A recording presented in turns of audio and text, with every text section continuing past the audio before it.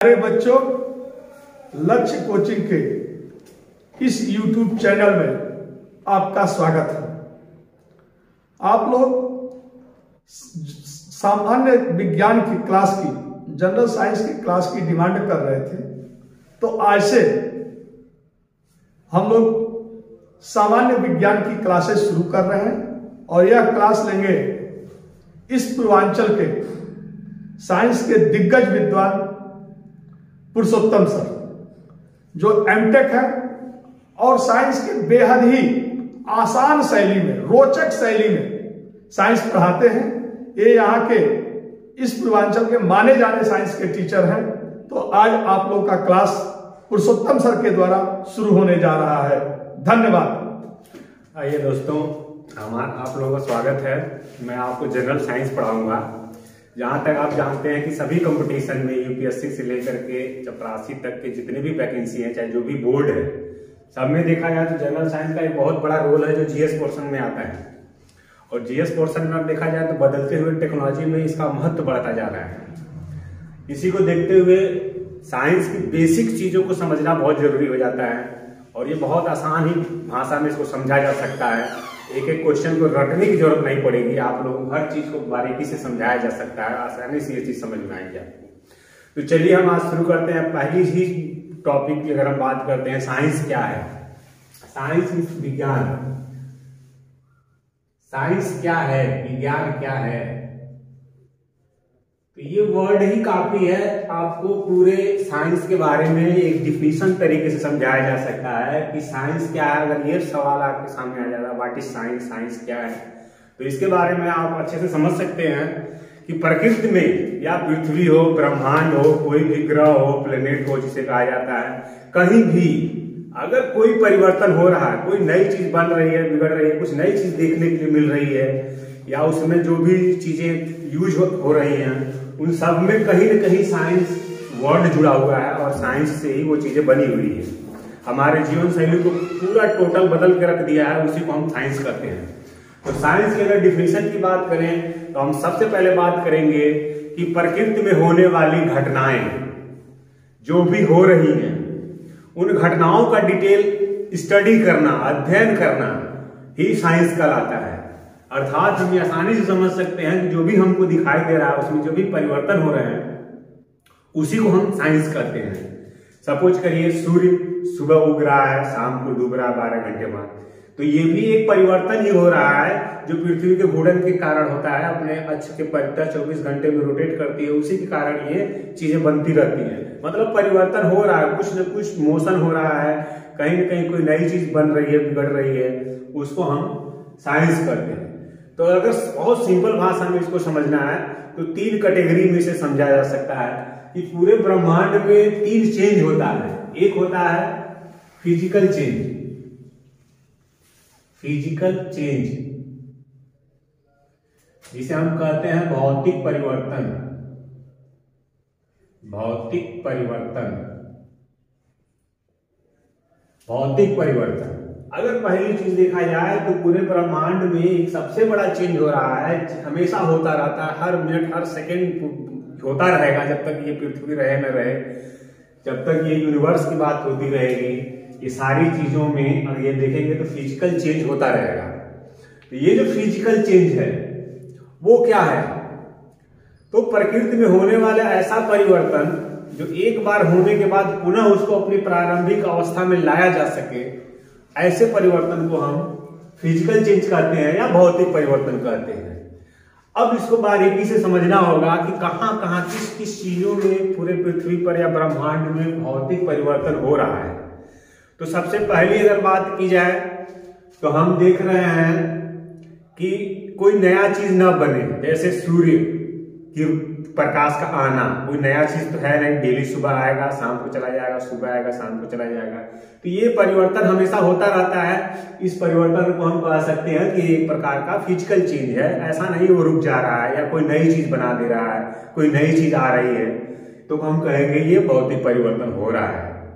फिर हम बात करते हैं, आ जाइए तो इलेक्ट्रिक से चलने वाले कोई भी यंत्र हो, मतलब विद्युत से चलने वाला कोई यंत्र हो, मोबाइल हो, लैपटॉप हो, बल्ब हो, टीवी हो, रेडियो हो, कोई भी इलेक्ट्रिक से चलने वाला जो भी यंत्र है वो सब क्या कर रहे हैं, वे सब भौतिक परिवर्तन कर रहे हैं। मतलब अगर हम एग्जाम्पल की बात करें तो एग्जाम्पल में पहली चीज आ रही है कि वैद्युत से चलने वाले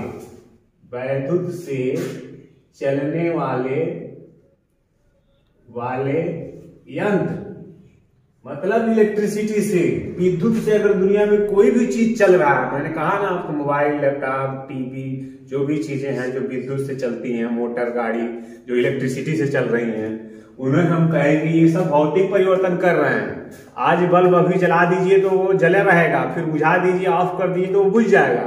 मतलब उसमें कोई नया चीज नहीं, फिर जलाइए फिर जलेगा, फिर बुझाइए फिर बुझ जाएगा। फैन का चलना, कोई भी किसी भी प्रकार की अगर इस तरीके से अगर कोई भी चीज है तो हम कहेंगे उसमें एक भौतिक परिवर्तन हो रहा है। और ये जो इक्विपमेंट है, वो जो यंत्र है, वो भौतिक परिवर्तन कर रहा है। फिर आप बात आती है ध्वनि। अगर कहीं ध्वनि उत्पन्न हो रही है तो हम कहेंगे उसमें कौन सा परिवर्तन हो रहा है, तो उसमें भौतिक परिवर्तन हो रहा है। हम आवाज आपको पढ़ा रहे हैं, हम आपको साउंड जनरेट कर रहे हैं, तो हम कौन सा परिवर्तन कर रहे हैं, हम ध्वनि उत्पन्न कर रहे हैं। ध्वनि मतलब हम एक भौतिक परिवर्तन कर रहे हैं। अभी बोल रहे हैं, फिर कल, अभी 10 मिनट बाद भी बोलेंगे, कल भी बोलेंगे, जब तक रहेंगे तब तक बोलेंगे। तो ये जब तक परिवर्तन होता रहेगा। तो साउंड से चलने वाले कोई भी यंत्र हैं, लाउड स्पीकर है या जितने भी टाइप के हैं, जहां भी लाउड स्पीकर लगे हुए हैं, ये सारी चीजें जो ध्वनि उत्पन्न कर रही हैं, हम गाना सुन रहे हैं, रेडियो सुन रहे हैं, ये सारी चीजें जो आती हैं वे भौतिक परिवर्तन में आता है। उसे हम ध्वनि के अंतर्गत समझ सकते हैं। उसके बाद आती है गति। अगर कहीं गति हो रही है, मोशन हो रहा है, तो हम ये कहेंगे इसमें कौन सा परिवर्तन हो रहा है, कहेंगे हम भौतिक परिवर्तन हो रहा है। जैसे पक्षियों का उड़ना, जीव जंतुओं का दौड़ना चलना, इंसानों का चलना, ये जो सारे परिवर्तन हो रहे हैं, इन सभी परिवर्तन में कहीं न कहीं भौतिक परिवर्तन हो रहा है। आज चल रहे हैं तो कल भी चलेंगे, जब तक वे जीवित रहेंगे तब तक चलेंगे।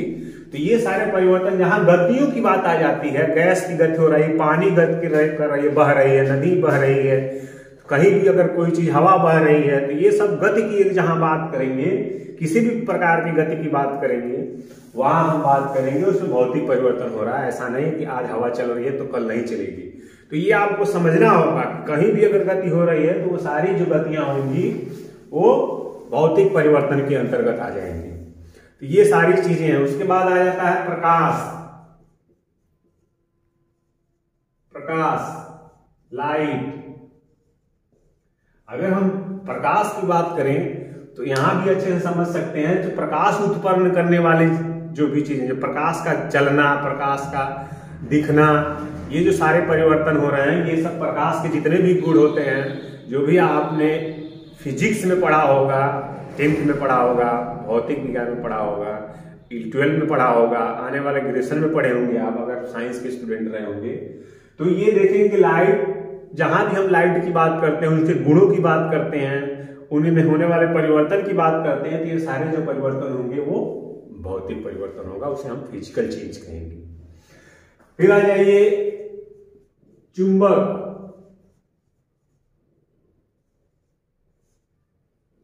के गुण, प्रॉपर्टी ऑफ मैग्नेट की अगर बात करें, तो अगर चुंबक के गुण की बात करेंगे तो चुंबक का एक स्पेशल गुण है, वो कहीं ले जाएंगे तो लोहे को अपनी ओर आकर्षित करेगा। दो चुंबक को ले जाएंगे तो हो सकता है वो आकर्षित भी करे या दूर हटाए, ये ध्रुवों पर, पोलों पर निर्भर करता है। तो अगर चुंबक के बारे में कहीं कोई चीज पढ़ रहे हैं तो इसका मतलब ये हुआ कि वह सारे जो परिवर्तन होंगे वो भौतिक परिवर्तन है। ऐसा नहीं कि चुंबक आज लोहे को खींच रहा है तो कल नहीं खींचेगा, कल भी खींचेगा, हमेशा खींचता रहेगा जब तक उसके अंदर ये सारी प्रॉपर्टी रहेगी। चुंबक का गुण रहेगा तो वो हमेशा रहता है, मैग्नेट के अंदर हमेशा बना रहता है। कम हो सकता है, गर्म करने पर कम हो सकता है, लेकिन वो हमेशा बना रहता है। उसके बाद आ जाते हैं हम लोग, अगर बात करें चुंबक हो गया, उसके बाद आते हैं तरंग, वेव। अगर हम वेव की बात करें, तरंगों की बात करें, तो तरंगों का चलना, जैसे टीवी का सिग्नल का चलना, मोबाइल के सिग्नल का चलना, कहीं ना कहीं हम जो कॉल करते हैं या कोई चीज मैसेज करते हैं, व्हाट्सएप करते हैं, फेसबुक पे चलाते हैं, तो कहीं ना कहीं सिग्नल आ रहा है। हमारे टीवी के जो एंटीना लगा हुआ है घर पे, सेट टॉप बॉक्स लगा हुआ है, कहीं ना कहीं से वो प्रसारण होता है तो सिग्नल आता है, उसे हम तरंग कहते हैं। तो ये जो तरंगे होती हैं, जितने भी टाइप की तरंगे हैं, उनका चलना, आना, जाना, उसमें होने वाले परिवर्तन जितने भी हैं, वो सारे जो परिवर्तन होंगे वे सभी भौतिक परिवर्तन के अंतर्गत आते हैं। ये आपको समझना होगा। अब इस पे क्वेश्चन कैसे बनते हैं, सवाल कैसे बनते हैं, तो अगर उनकी बात की जाए तो कहीं ना कहीं यहीं से आपको क्वेश्चन जनरेट हो जाएंगे।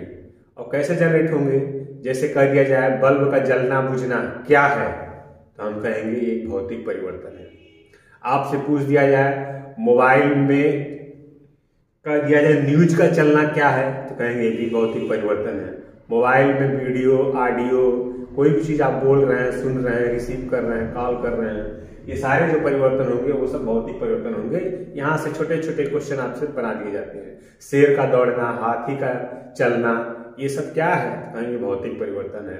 कीट पतंगों का उड़ना, पक्षियों का उड़ना, मछलियों का चलना पानी में, ये सब सारे परिवर्तन होंगे। ये सब आ जाएंगे फिजिकल चेंज में। हमेशा ये पूछा जाता है कहाँ भौतिक परिवर्तन हो रहा है, ध्यान दीजिएगा। तो इस पर कभी भी अगर कोई क्वेश्चन आता है तो आपको ये समझना होगा कि कोई नई चीज ना बने, ऐसे परिवर्तन को हम भौतिक परिवर्तन कहते हैं।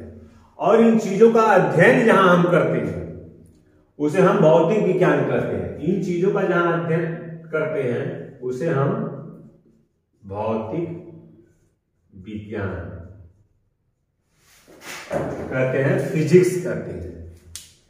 तो ये ध्यान दीजिएगा आप लोग कि अब हम जहां स्टडी करेंगे वो सब सारी चीजें भौतिक विज्ञान में आती है, फिजिक्स में आती है।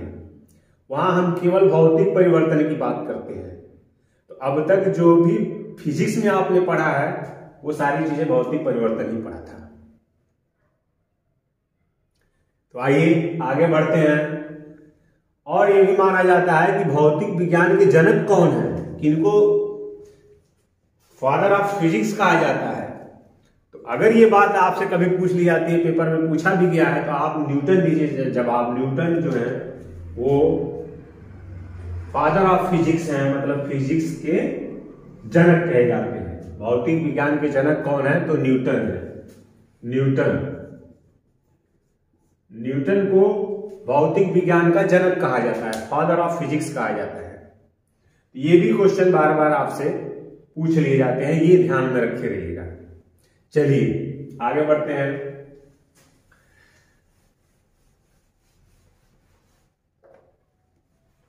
फिजिकल चेंज के बाद हम बात करेंगे केमिकल चेंज की।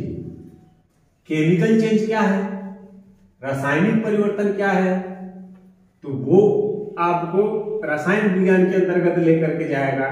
और वहां जो भी चीज हम पढ़ेंगे उसे हम रसायन विज्ञान कहेंगे। और ये चीज आपको बारीकी से समझना होगा, क्या है ये केमिकल चेंज।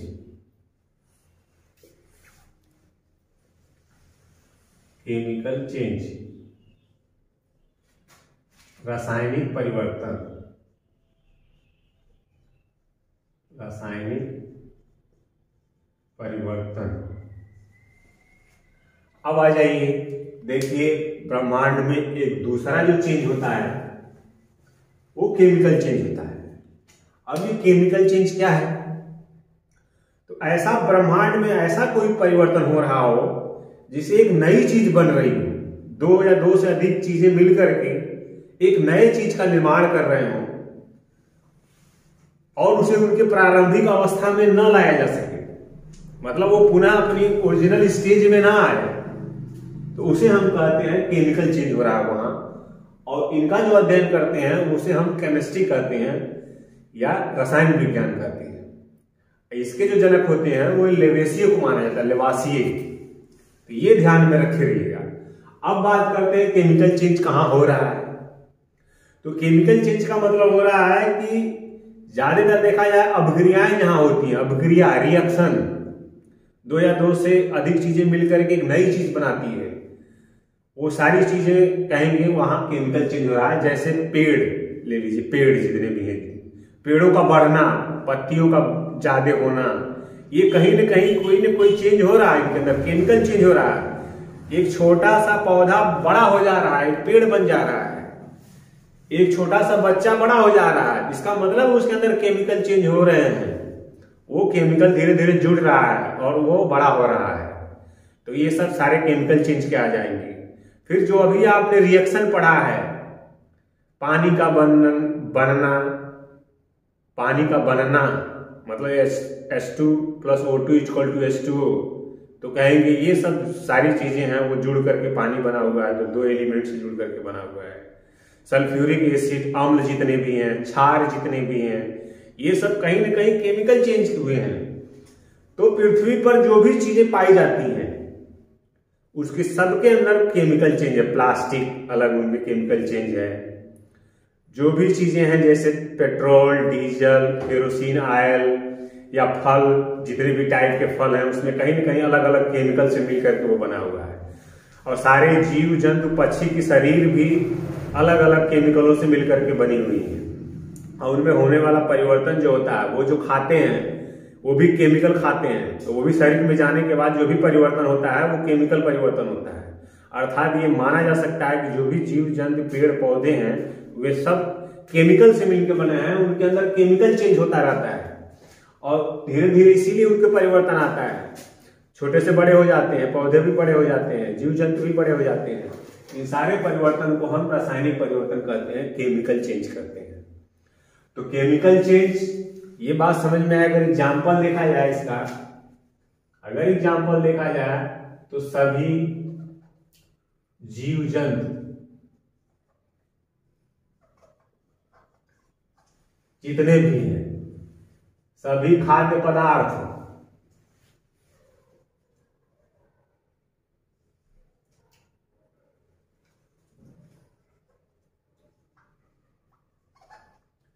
जो भी चीज हम खाते हैं, चाहे फ्रूट्स हो, फल हो, सब्जी हो, जो भी चीजें हम खाते हैं, सारी चीजें जो है वो सब केमिकल चेंज करती हैं। जो हमारे शरीर में जाएंगी तो केमिकल चेंज होगा और वो फिर वापस नहीं आएंगी। उसके बाद आता है किसी भी चीज का पकना, मतलब किसी भी चीज को पका दिया जाए या पकना कह लीजिए। रसोई में, रसोई मतलब रोटी का पकना, चावल का पकना, दाल का पकना, तो ये आलू का उबलना या किसी भी चीज का पकना या उबलने की अगर बात करें तो वहां भी हम केमिकल परिवर्तन हो जाता है। उबलने के बाद हम उसे चाहें चावल को खेत में ले जाए तो वो एक पौधा नहीं बन पाएगा। या रोटी का बनना, अब रोटी से हम गेहूं नहीं पैदा कर सकते। तो ये केमिकल चेंज हो चुका होता है और वो जो परिवर्तन होता है उसे सारे परिवर्तन को हम केमिकल चेंज करते हैं, उसे हम रासायनिक परिवर्तन करते हैं। तो आपसे सीधे सीधे पूछ लिया जाता है कि आलू का उबलना क्या है, दाल का बनना क्या है, चावल का बनना क्या है। तो हम सब बात करेंगे हम वो सब रासायनिक परिवर्तन हो रहा है। इसका मतलब वहां रासायनिक परिवर्तन हो रहा है, उसे हम ओरिजिनल स्टेज में नहीं ला सकते। तो ऐसे परिवर्तन को हम रासायनिक परिवर्तन कहते हैं और विज्ञान की जिस शाखा में हम इसे पढ़ते हैं। और अगर इसे आगे जाए, किसी भी चीज का जलना,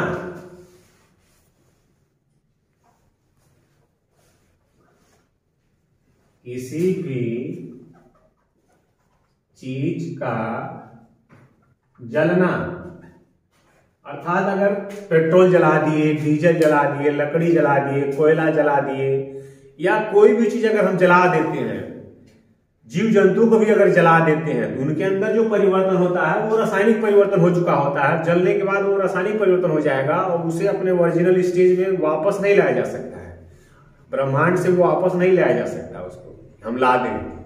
तो ऐसे परिवर्तन को अगर कोई चीज जल रही है, पेट्रोल, डीजल, केरोसिन ऑयल, कोयला, लकड़ी, जो भी चीजें हैं, तो ये ध्यान में रखे रहेगा, ये सब केमिकल चेंज में आता है। रासायनिक परिवर्तन की हम वहां बात करेंगे। उसमें रासायनिक परिवर्तन हो गया, एक नई चीज बन गई, अब वो वापस नहीं आने वाली है। तो ये भी ध्यान में रखिएगा आप लोग। इसमें बार बार क्वेश्चन पूछ दिया जाता है, पेट्रोल का जलना क्या है, डीजल का जलना क्या है, या कोयले का जलना क्या है, लकड़ी का जलना क्या है। मतलब किसी भी चीज के अगर जलने की बात कही जाए, वो केमिकल बना हुआ है, उसको अगर हम जला देते हैं तो वहां हम बात करेंगे कि वहां हमने रासायनिक परिवर्तन करा दिया, अब वो गैस बन के उड़ गया, कुछ राख बचा हुआ है, तो उसका कोई मतलब नहीं है, जो ओरिजिनल स्टेज में हम नहीं ला सकते हैं।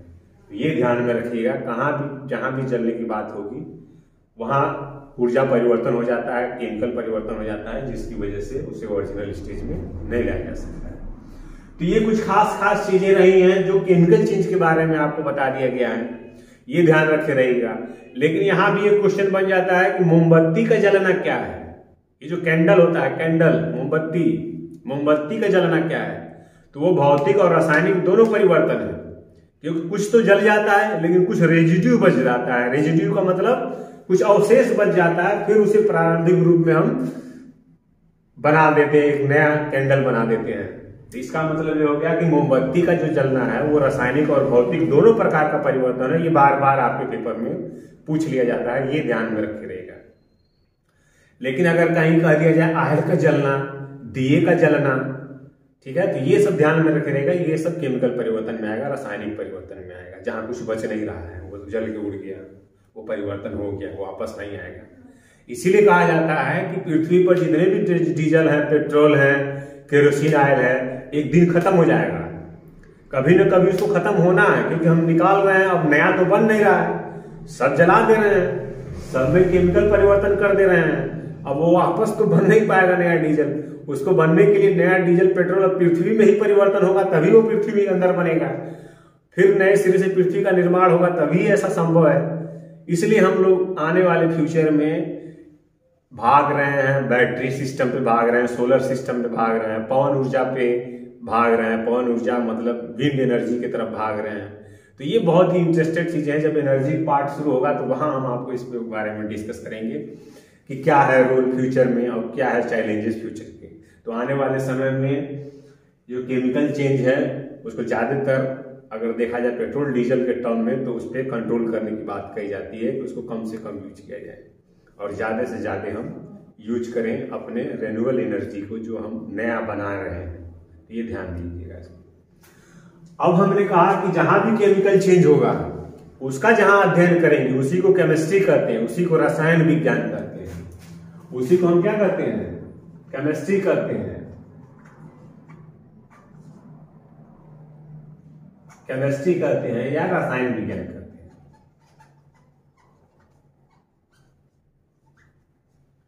अब ये जो रसायन विज्ञान है, इसके जनक पूछ लिए जाते हैं। रसायन विज्ञान के जनक किनको माना जाता है? फादर ऑफ केमिस्ट्री किसको माना जाता है? तो कहेंगे लेवासिए। ये जो लेवासिए थे, इनको फादर ऑफ केमिस्ट्री माना जाता है। ये भी बार बार पेपर में पूछ लिया जाता है, फादर ऑफ जनक किसे कहेंगे? केमिस्ट्री रसायन विज्ञान के जनक कौन है? तो लेवासिए को माना जाता है। ये ध्यान में रखे रहिए।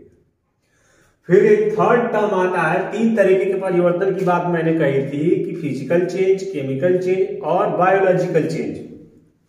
तो अब हम बात करेंगे तीसरे टर्म की, बायोलॉजिकल चेंज क्या होता है, क्या ऐसी चीजें होंगी बायोलॉजिकल चेंज में। तो ध्यान दीजिए, उनका जो अध्ययन करेंगे बायोलॉजिकल चेंज का, उसे हम बायो कहते हैं या जीव विज्ञान कहते हैं। तो बायोलॉजिकल चेंज क्या है? ये बड़ी बात है कि हम कुछ ऐसा कर दें, खुद कर दें, बायोलॉजिकल चेंज। तीसरी चीज,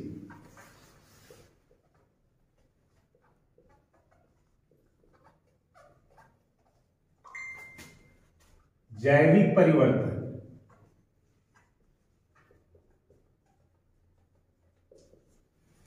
अब ये क्या है जैविक परिवर्तन?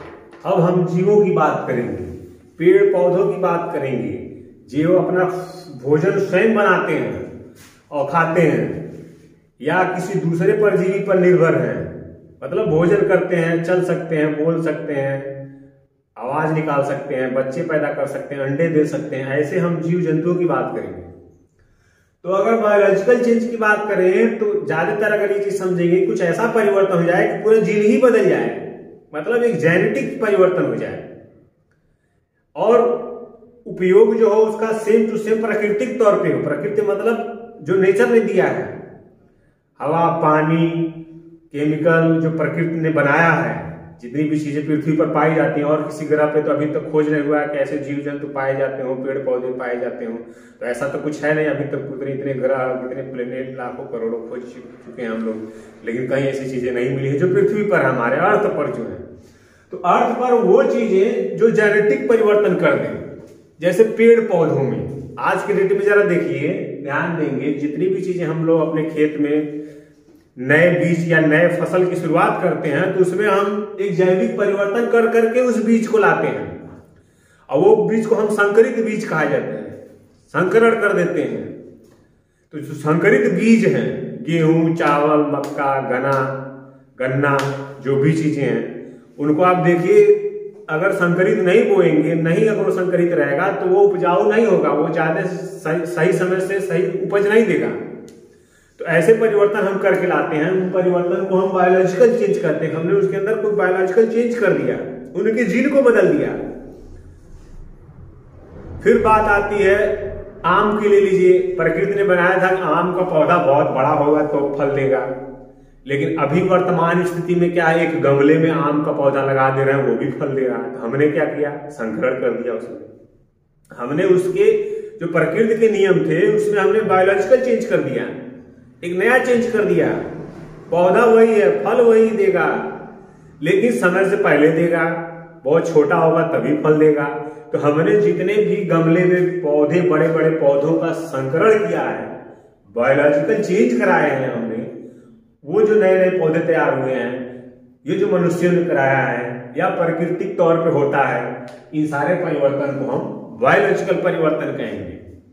तो फूल, पेड़, पौधों पर जो भी परिवर्तन हुआ है, जो साइंटिस्टों ने, वैज्ञानिकों ने कराया है और नया पौधा तैयार किया है जो बहुत जल्दी फल दे रहा है, या उसको प्राकृतिक रूप से चेंज हो गया है, तो उन सभी चीजों को हम बायोलॉजिकल चेंज करते हैं। तो ये ध्यान में रखे रहिएगा आप लोग, ये सब बायोलॉजिकल चेंज है।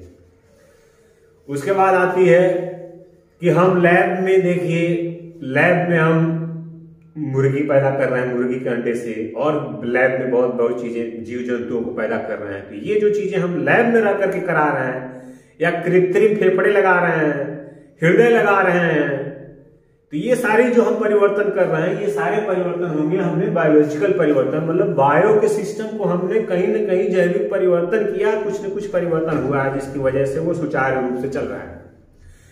जीव जंतुओं के पौधे, जीव जंतुओं के क्या कह दिया, या अंग जो परिवर्तन प्रत्यारोपित होते हैं मनुष्यों में, चाहे मनुष्यों के किसी और में या किसी और जीव के किसी और जीव में, जो अंग परिवर्तन होते हैं, सेम टू सेम काम करते हैं। इसका मतलब है कहीं ना कहीं हम बायोलॉजिकल चेंज करा रहे हैं, कुछ न कुछ काम कर रहे हैं जो कि प्रकृति ने नहीं बनाया था कि आप ऐसा करिए या ऐसा हो सकता है, या आप नहीं कराएंगे तो ऐसा हो जाएगा, नहीं हो सकता है जब तक मनुष्य नहीं कराएगा। तो कुछ चीजें मनुष्यों द्वारा कराई जा रही हैं, कुछ प्रकृति द्वारा होता है। ऐसे परिवर्तन को हम बायोलॉजिकल चेंज करते हैं, और इसका जहां अध्ययन करते हैं उसे हम जीव विज्ञान कहते हैं।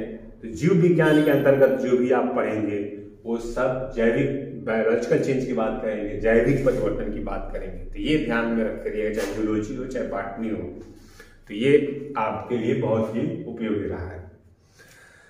अब बात आती है, अब इसका जो पढ़ेंगे वो बायो में पढ़ेंगे। जो भी आप दवा बनाते हैं, जो भी चीजें केमिकल चेंज या किसी भी तरीके से जैविक परिवर्तन कराने के लिए सक्षम होते हैं, तो ये सब सारी चीजें जो आएंगी वो बायोलॉजिकल के अंतर्गत आएंगे, जीव विज्ञान के अंतर्गत आएंगे।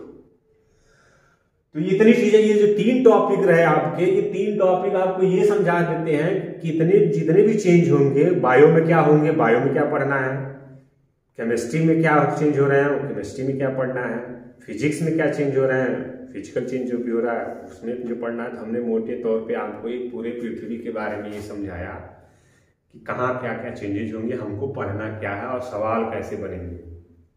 अगर सीधे कह दिया जाए क्रिकेट खेल रहे हैं, बताइए कौन सा परिवर्तन हो रहा है, तो कहेंगे भौतिक परिवर्तन हो रहा है, फिजिकल चेंज हो रहा है, क्योंकि क्रिकेट आज भी खेल रहे हैं, कल भी खेलेंगे, बॉल कल भी मारेंगे। तो ये सब चीजें जो भी आएंगी ये हम बात करें। कहें फैन का चलना क्या है, तो कहेंगे भाई फैन का चलना एक भौतिक परिवर्तन है। कह दिया जाए गाड़ी चल रही है, तो गाड़ी चल रही है, इसका मतलब वहां कैसे चल रही है, तो वहां केमिकल चेंज हो रहा है। सबसे पहले केमिकल चेंज हो रहा है। जो पेट्रोल जल रहा है, डीजल जल रहा है, बिना डीजल और पेट्रोल की गाड़ी का कोई मतलब ही नहीं है, वो एक एज ए निर्जीव वस्तु पड़ा रहेगा।